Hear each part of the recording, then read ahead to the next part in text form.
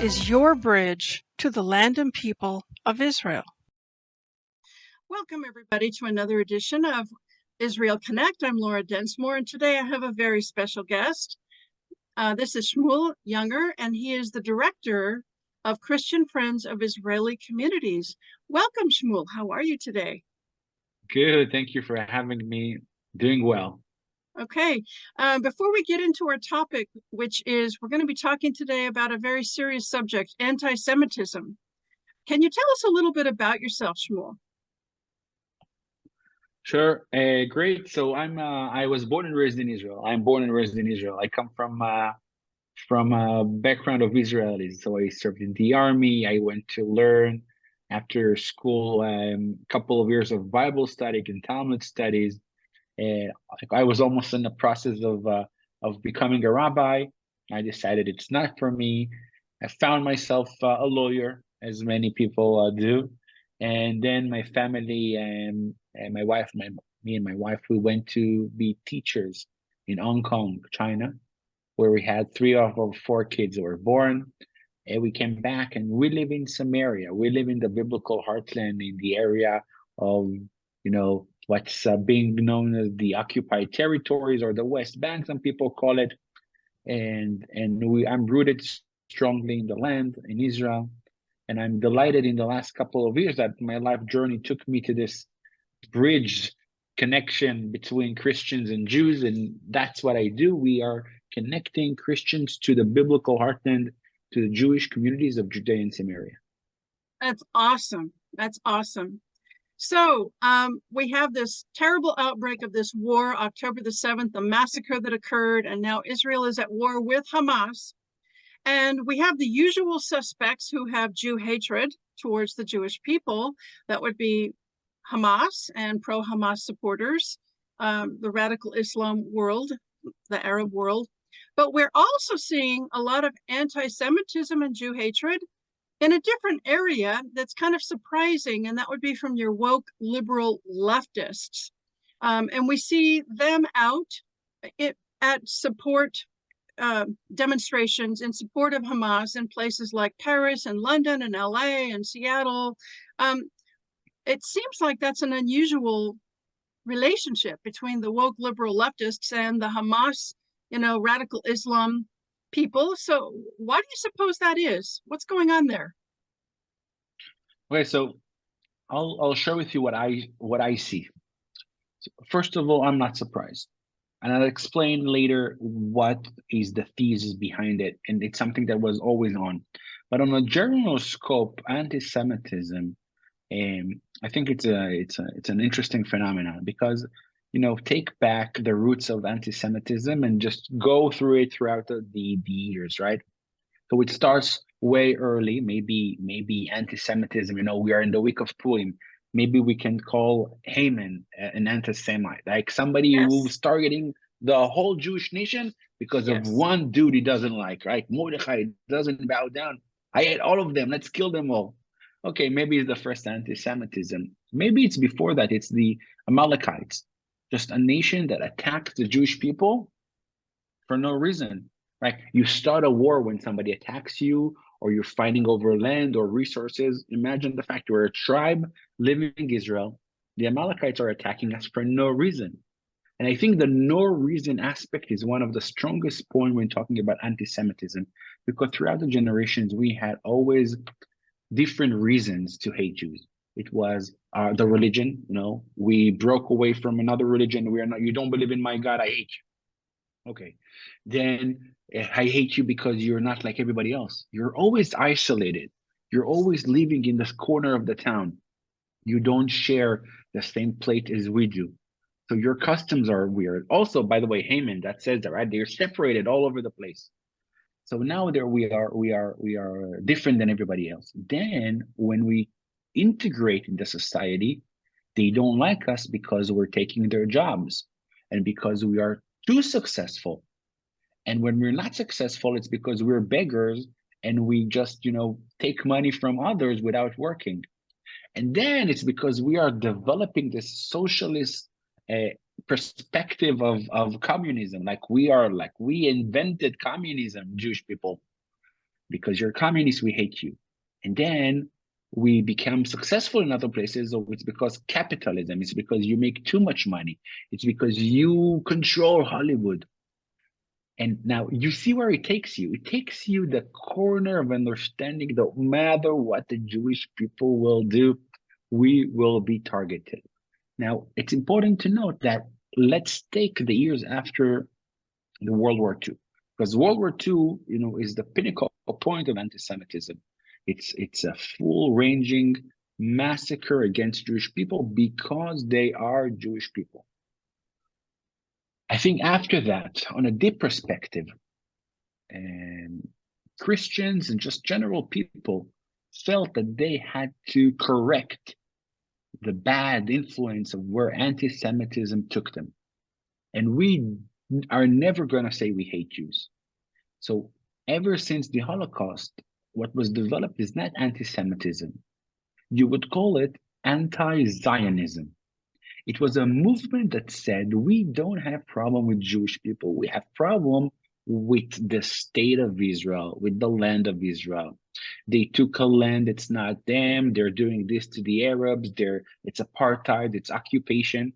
All the criticism was focused on the treatment of what happens here in Israel.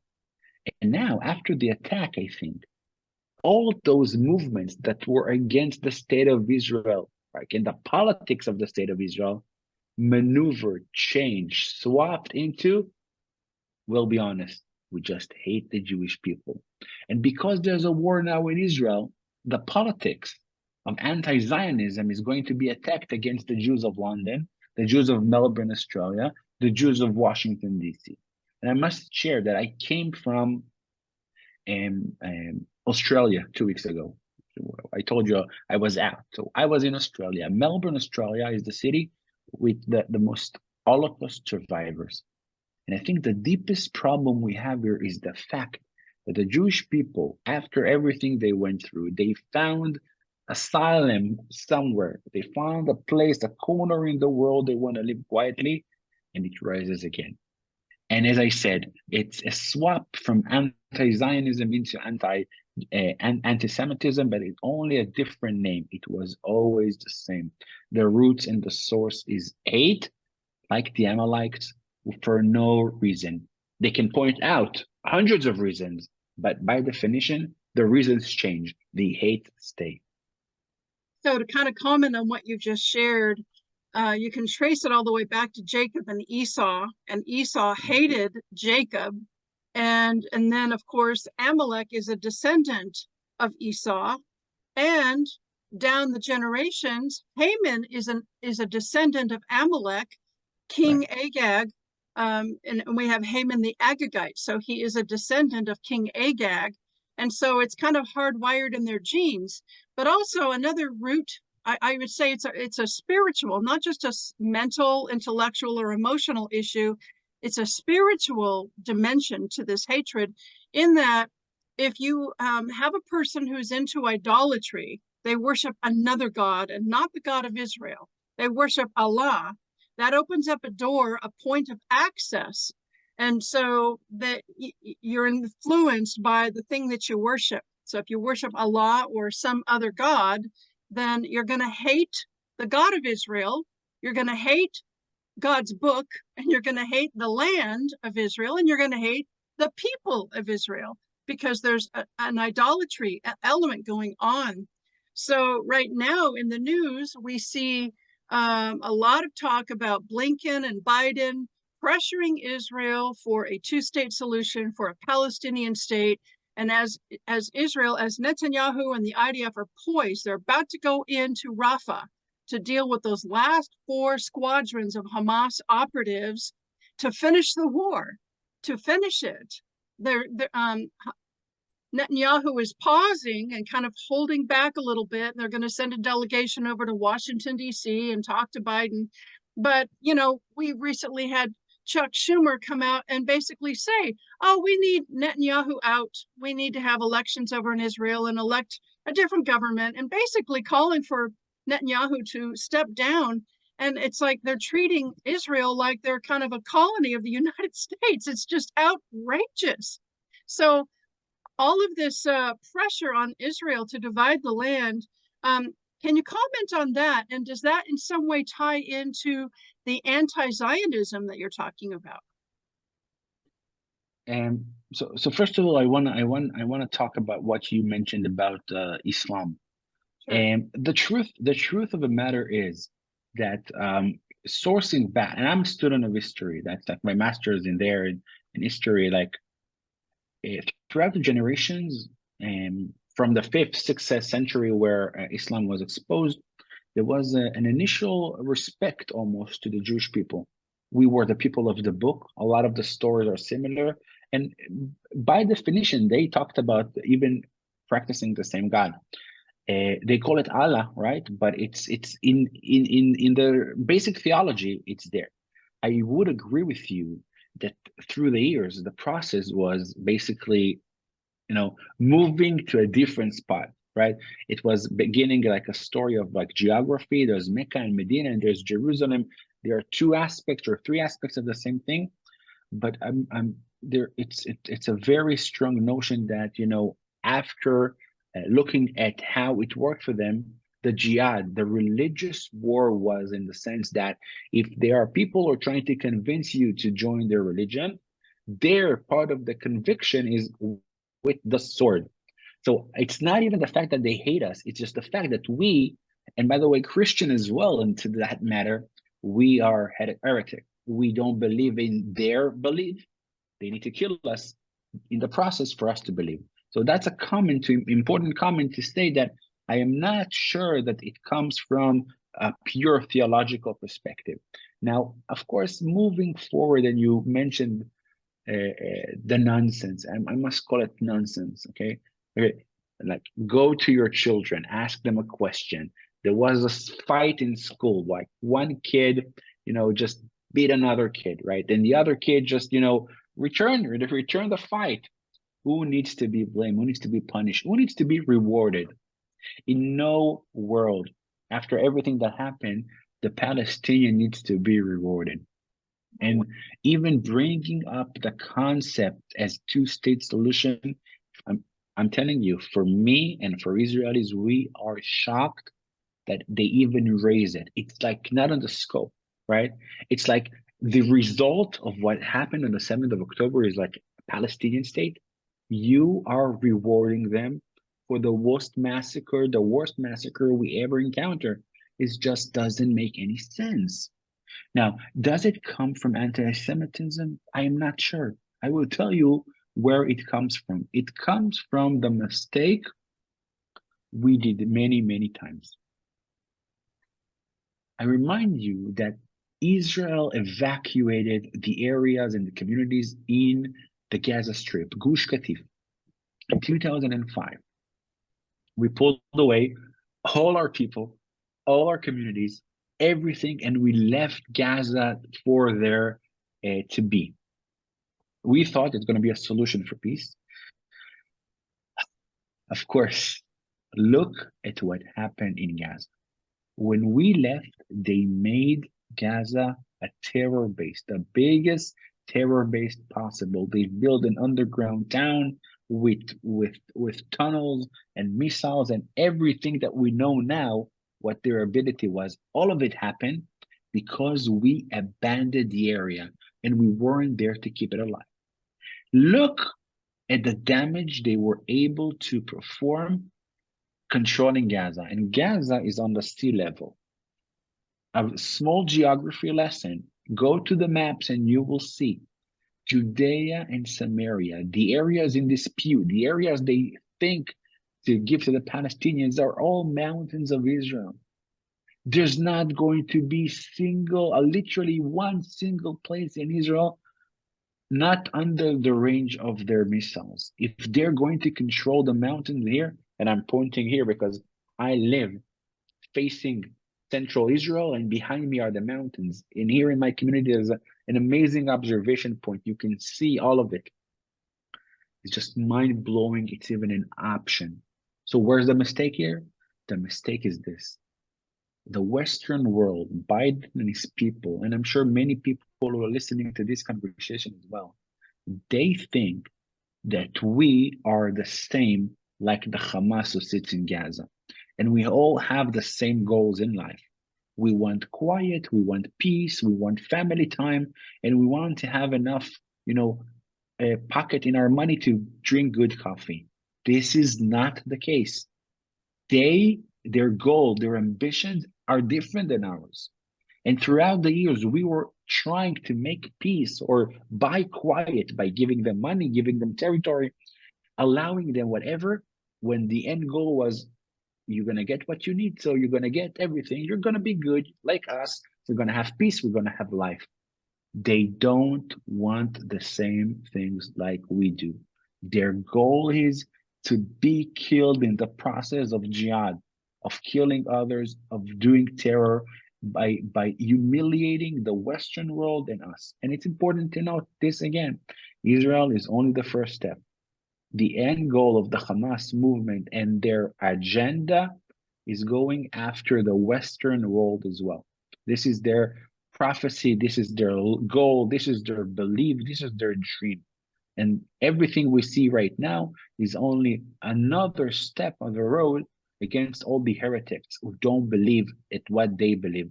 And I'm not talking about Islam. It was important to introduce this. I'm talking about the Hamas and the terror movements who held the sword and say that's the only way. And we are not there. And by saying this statement, some people can hear me and say, maybe he's racist. And I'll show you exactly how it's the opposite. Because you go a year and a half ago, we were doing the Abraham Accords. We were connecting, we were developing connections with Muslims, with the Islam world. We have no problem with Islam.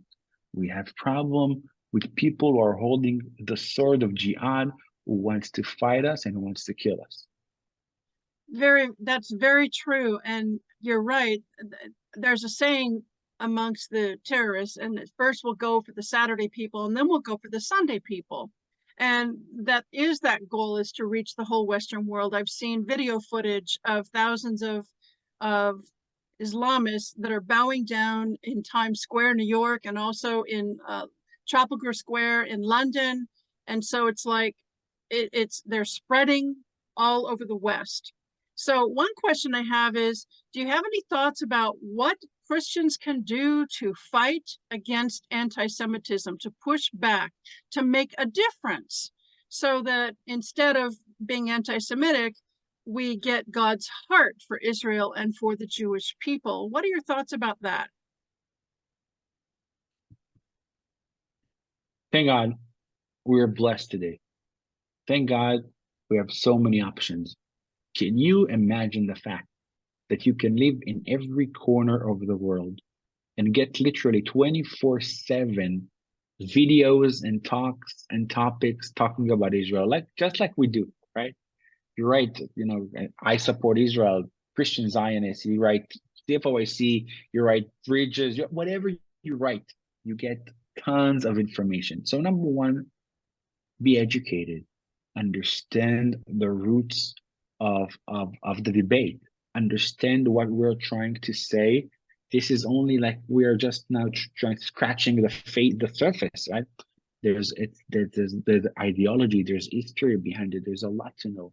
So number one, be educated. And when I'm saying being educated does not mean go to TikTok and just scroll to a 30 seconds video of people screaming. That's not education.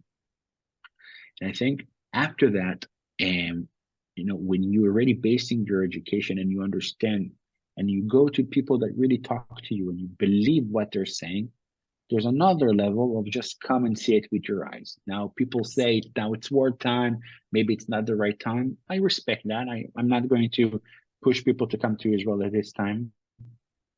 But make yourself a mental note. Time will be better.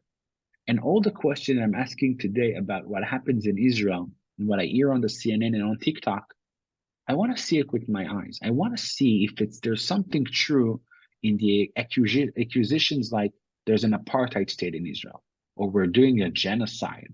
Who are those settlers that they're talking about, the violent settlers? Our Israeli wants to kill more Arabs. That's their goal. When they're going to come to Israel, all the dilemmas and questions and all the things you've asked yourself, it's all going to disappear, because you will see a country that everything they're trying to do is give a blessing to our people and to the world. Everybody is welcome. Everybody is filled with love. Talking about Muslims, Arabs, this conversation went to this direction, but it's important to note, Semitism was in the roots, like the Semitic nations. The Arabs were part of it, right? And we are in a situation. You come to Israel, 20% of Israel are Arabs, are Muslims. What are we talking about? We are not against anybody. We only want to secure our people. Mm-hmm. I can give you my perspective. We have an organization called Christian Friends of Israeli Communities, CFOIC, and that's what we do. We try to bring the message of what happens in the land, try to bring honest truth reports to the people. We want to really share the message. So we have a lot of ways to help the people there. We are trying to build those builds and those options for people to give and bless and give to Israel. You're just sharing on the screen. This is like our projects. We just had a solidarity tour. People come, visit. We have ways to help securing our communities. We have ways to help our communities grow, to plant trees. We have ways to bring speakers like myself. I would love to come to church and home groups that they can bring people and they want to hear about Israel. And we are traveling to the US. We have people in the US that travel, and we try to get to the people and share with them eye to eye. There's so many options and ways to help Israel. So I would say that simple as this: educate yourself. Know what you're talking about and learn. Number two, take one of the sources. We are CFOIC. Try to go and dive deep into the information, into the videos, into the content, and subscribe. Subscribe to our mailing list, and when we are sharing an honest report from the land. I'm traveling all over the world, and when I'm talking to people, they tell me, you sound genuine. You sound that you're the real deal. And I'm telling them, I'll explain why I'm the real deal. Because my son goes to school tomorrow morning on a bulletproof bus. I'm not sharing something that happened in a faraway country. I'm not sharing something that I read in a book or in a magazine or I heard on another podcast. I'm sharing my life. I'm sharing the life of the people in Judea and Samaria that really work and live on a constant battle to secure the land, which is our prophecy coming true. Because we are here with the name of God in our mouth. The only reason we are here after 2,000 years of exile, we came back to our land, we came back to the mountains of Judea and Samaria. For us, it's a prophecy coming true. And I think the modern day pioneers of Israel deserve the support and the love of people who care about what happens in the land. Yes. And I'm so glad you said what you just said, because that's one of the reasons why I even launched Israel Connect on YouTube a few months ago.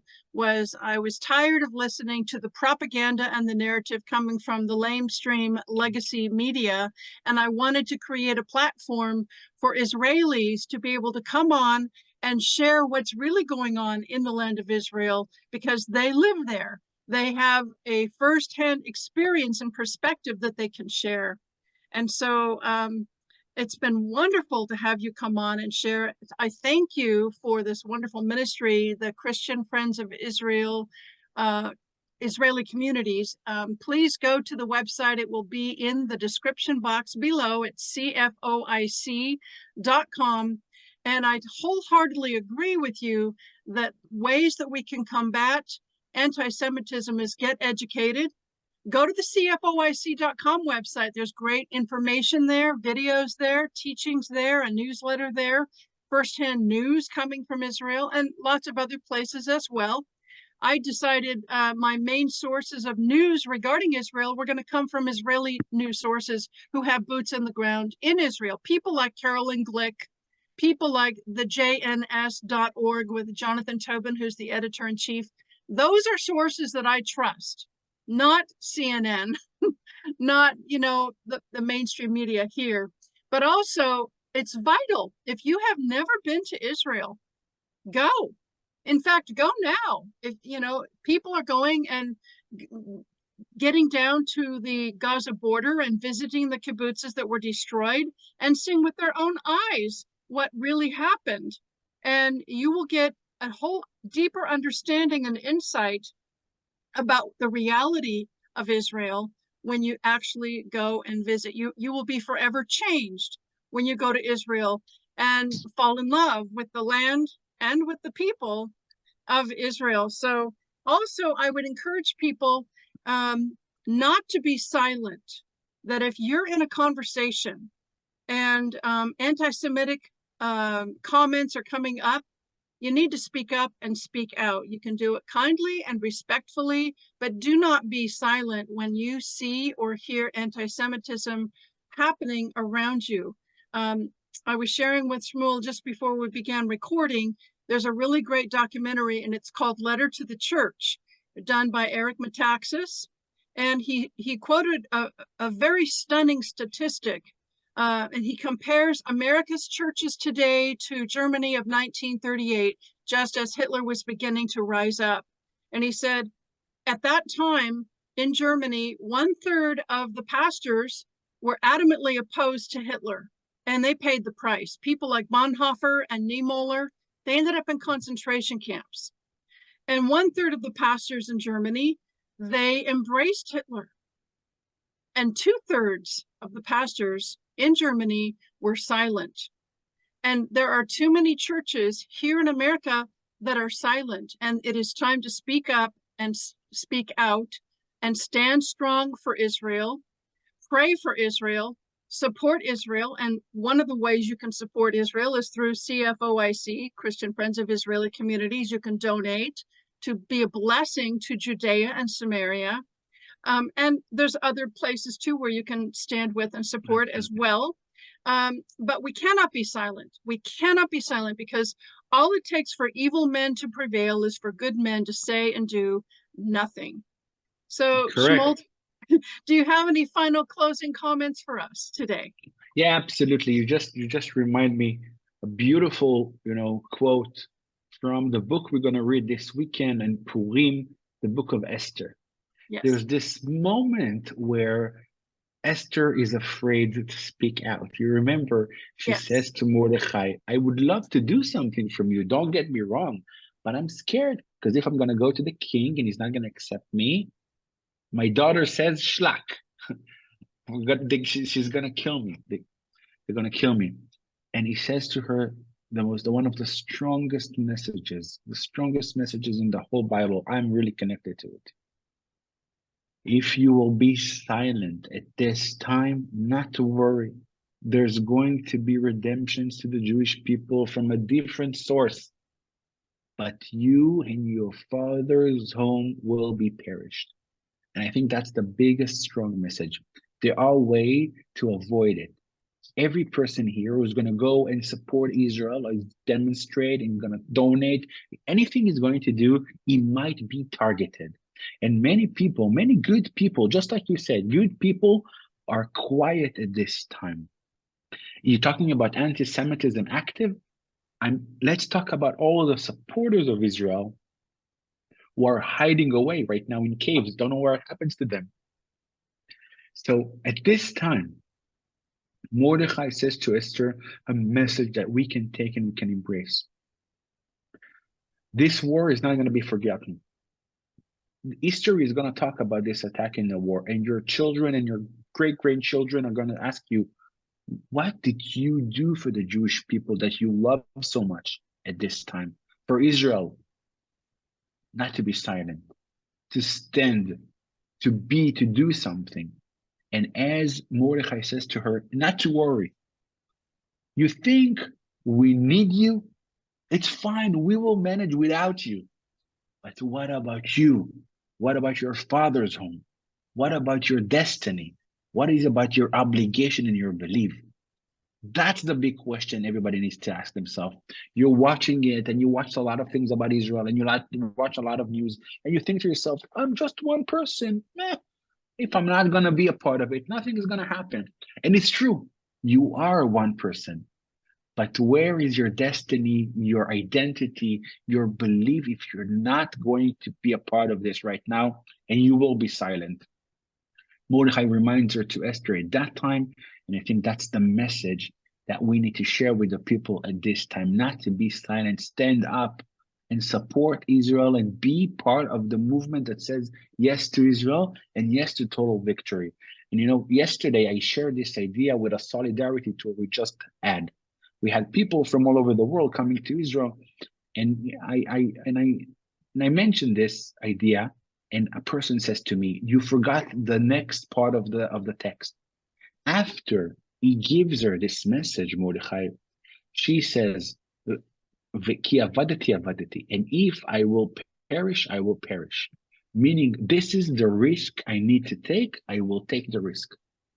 I don't know where it's going to attack me, where I'm going to, how I'm going to lose from it, but there's an option for me to lose from acting and supporting Israel. And if that's the cost that needs to be paid here, I'm willing to do that. Why?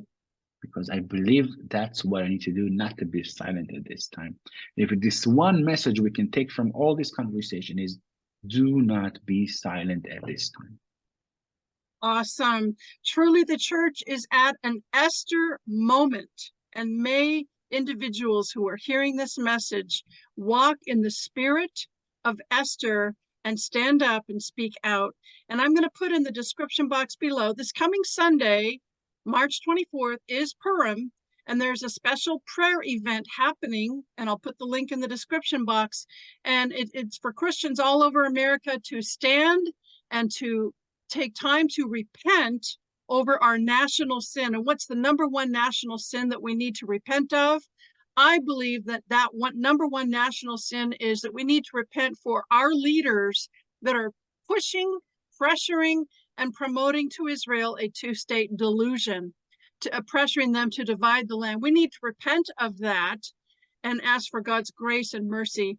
So please participate in that. And also you can get involved by going to keepgodsland.com. And it's a movement of of sovereignty over Judea and Samaria, that we do not want to see the land of Israel divided. We want to see it all as Israel. Keepgodsland.com. Shmuel, it's been a real pleasure to have you today. Thank you so much for coming on. We'll have to do this again. Sure. Thank you so much for having me. Continue the good work of not being silent at this time. Yes. Blessings to you. Shalom.